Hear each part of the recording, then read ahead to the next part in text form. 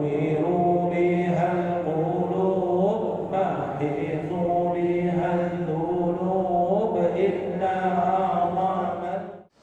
Alhamdulillah, selepas kita memahami, selepas kita kita kata, sebab itu dalam tarekat tasawuf ini ada satu istilah yang disebut oleh ulama tasawuf, iaitu percaya, iaitu as-sidqu nama dia.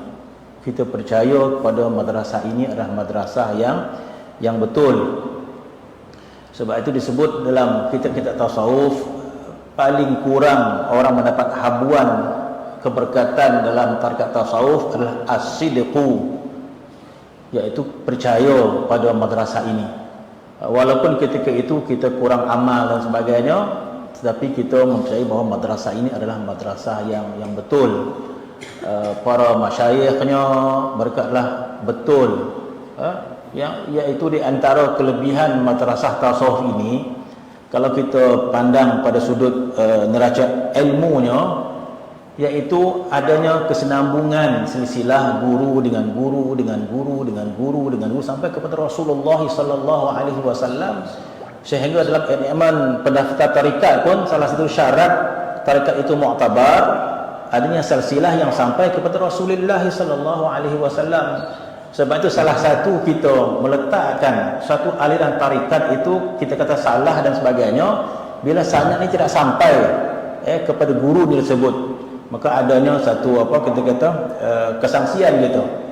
Sebab itu tarikat yang sahih itu adalah kita memiliki ataupun kita berguru dengan guru yang sahih, berguru dengan guru yang sebelumnya, dan bersambung silsilah itu kepada Rasulullah sallallahu alaihi wasallam. Itu yang dipertahankan pada mana-mana madrasah tarikat, walaupun ada orang luar mempertikaikan sanad dan sebagainya. Ini adalah satu perkara yang penting. Apatah lagi dalam silsilah tarikat itu yang menjadikan bukan kebanggaan, menjadi satu ketenteraman pada diri kita, iaitu dalam silsilah tarikat itu dipelopori oleh zuriatnya Nabi sallallahu alaihi wasallam daripada Sayyidina Husain, Sayyidina Hasan.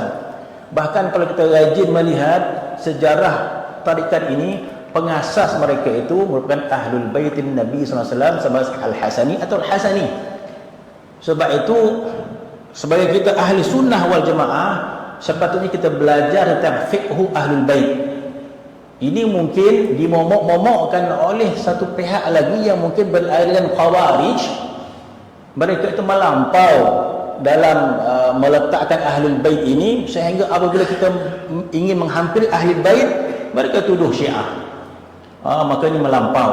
Sebab itu dalam aliran ahli sunnah wal jamaah kita sendiri menitik beratkan kita tentang kemuliaan ahlul bait.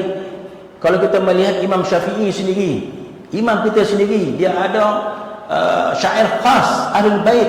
Ya ala baitin nabi hubbukum fardun min Allah fil Qur'ani anzalahu yakfikumu min azimil fakhri man lam yusalli alaikum la salata lahu.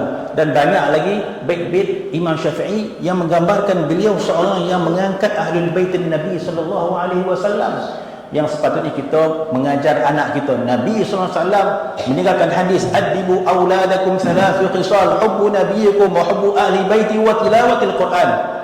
Nabi mengatakan ajar anak kamu tiga: cinta Nabi, cinta ahli bait. Ini kurang cinta ahli bait ni.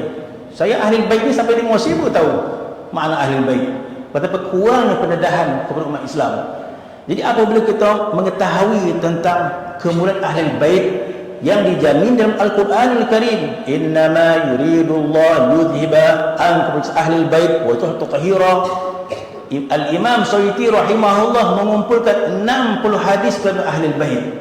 Jadi bila kita mengetahui derajat ahli bait yang Nabi menganjurkan kita, dalam madrasah tasawuf dipenuhi oleh ahli bait Nabi sallallahu alaihi wasallam yang disuruh kita mengikut mereka.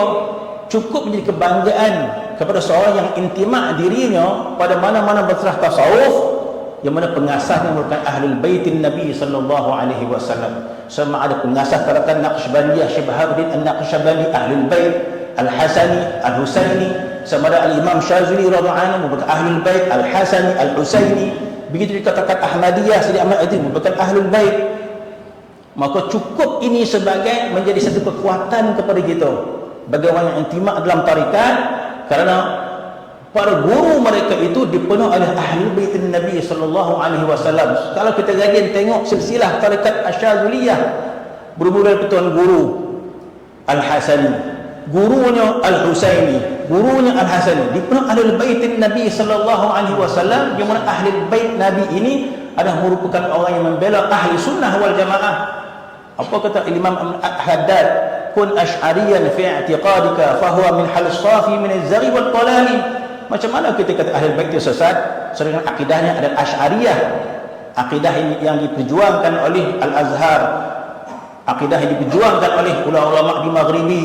Bermaksud masya-Allah Ahlul Bait ini orang yang mempertahankan sunnah Nabi sallallahu, dan dalam tarikat ini mereka lah pengasasnya, mereka lah ketuanya, mereka lah yang menggerakkan umat untuk menuju kepada Allah Subhanahu wa taala. Siapa? Ahlul Bait Nabi sallallahu alaihi wasallam. Cukuplah kalau orang tu punya kepahaman akal yang sahih, kebanggaan mereka, kemuliaan mereka berintimak kepada mana-mana mazhab tarekat, bermaksud mereka intimak kepada perjalanan Ahlul Bait Nabi sallallahu alaihi wasallam yang ketinggalan umat Islam untuk memahami makna fiqhu Ahlul Bait. Sebenarnya Ahli Sunnah wal Jamaah sepatutnya memahami makna fiqh Ahlul Bait kerana Nabi sallallahu alaihi wasallam dalam hadis yang dikumpul oleh Imam Suyuti, ahlu baiti kasafinatin Nuh, man rakabiha najah wa man tarka gharq.